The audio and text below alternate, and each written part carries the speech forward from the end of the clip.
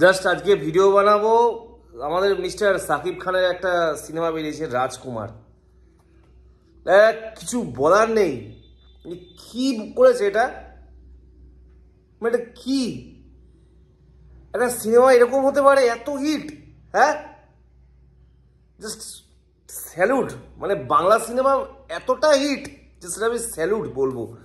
আমি লাস্ট খবর পাওয়া পর্যন্ত আমি যেটা শুনলাম, দেখো আমি সত্যি কথা বলতে কতটা জানি না, তো আমাদের এখানে খুব একটা হলে চলছে, থাকলে অবশ্যই দেখতে যেতাম।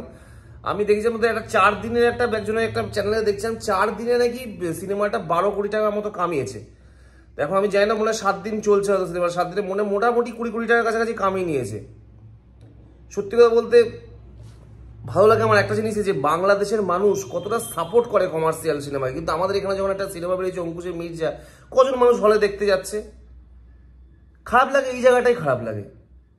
মানে আমার যে অঙ্কুশদা যে মির্জা সিনেমাটা বেরিয়েছে যথেষ্ট ভালো, সব ভালো, স্টোরি লাইন ভালো, স্ক্রিন প্লে ভালো, সব কিছু বেটার, কোনো কিছু ক্ষতি, কিন্তু সেই অনুযায়ী মানুষ দেখতেই যাচ্ছে না। 1 কোটি টাকা তুলতে পায়ের ঘাম, মানে মাথার ঘাম পড়ে যাচ্ছে। সাকিব খান দাদার সিনেমা, সাকিব দার সিনেমা 20 কোটি টাকার অলরেডি বিজনেস করে নিয়েছে। এমনকি আজকে একটা জায়গায় দেখলাম, আমি হয়তো আমার আইডিয়া নেই, তবু আমি বলছি হয়তো নিশ্চয়ই এটা সত্যি, না হলে তো তারা তো দেবে না।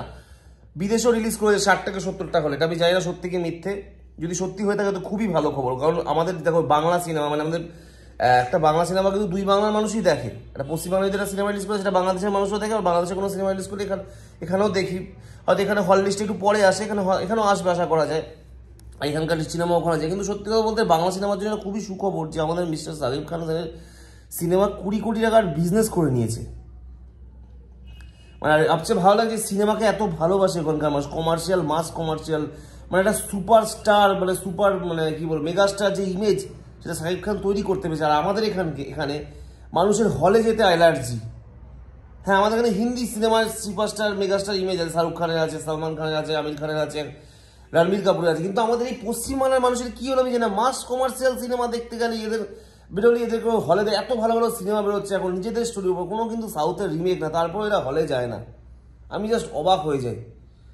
আমি যেন প্লিজ বাংলা সিনেমার পাশে থাকুন, বেশি বেশি হলে গিয়ে দেখুন। মানে আমাদের পশ্চিমবাংলার লোকের কথা বলছে। আর বাংলাদেশের যারা দেখেছো সাকিব খানের সিনেমা, আমি তো বলতে দিন তারা বলার পায়নি। প্রায় আমার যেটা মনে হচ্ছে সাকিব খানের সিনেমা, মানে প্রিয়, মানে যেটা বেরিয়েছে রাজকুমার, এটা সবচেয়ে গানগুলো মারাত্মক করে। সাকিব খানের অভিনয় কি ভাই, একটা কান্নার সিন আছে, আমি যেটা শুনলাম সাকিব খানের নাকটা ফুলছে, মানে কাঁদছে, ওকে বুঝতে পারছে না মানে ওটা অরিজিনালি কাঁদছে না অ্যাক্টিং করছে। কি অভিনয় ওই জায়গাটা, মানে ফাটাফাটি অভিনয় করে সাকিব খান ওই জায়গাটায়।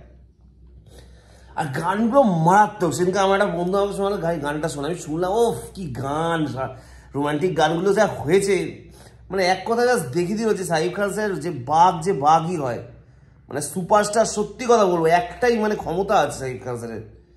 দেখো ভাই, যার যেটা ভালো গুণ বলতেই হবে, এখানে কোনো ওইসব রবিবাজি কেস নেই যে ও ভালো কেন বলছে না।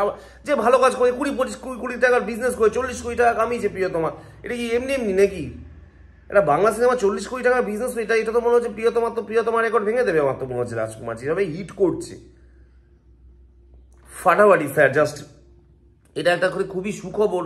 এবং আমি এটাও চাই যে আমাদের পশ্চিমবাংলা সিনেমা যেরকম বিজনেস করে, আমাদের প্যান ইন্ডিয়া, কিন্তু মানুষ সালা হলেই যায় না, খারাপ লাগে এটাই। হলে গেলে তো ইন্ডাস্ট্রিটা বড় হয়, ইন্ডাস্ট্রিটা বড় কিছু মানুষ কাজ পায়।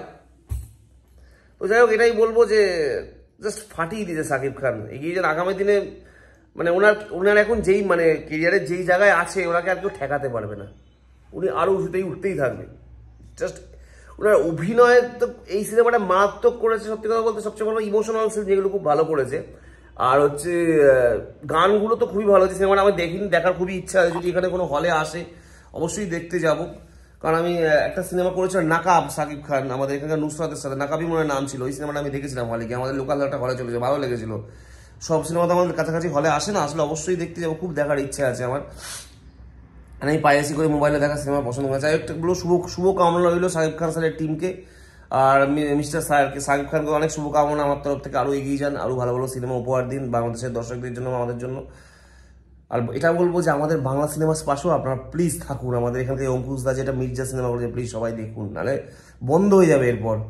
এভাবে যদি আপনারা হলে না জানি, কমার্শিয়াল সিনেমা বন্ধ হয়ে লামো বুদ্ধিজীবীদের সিনেমা চলবে। প্লিজ যান, হলে যান।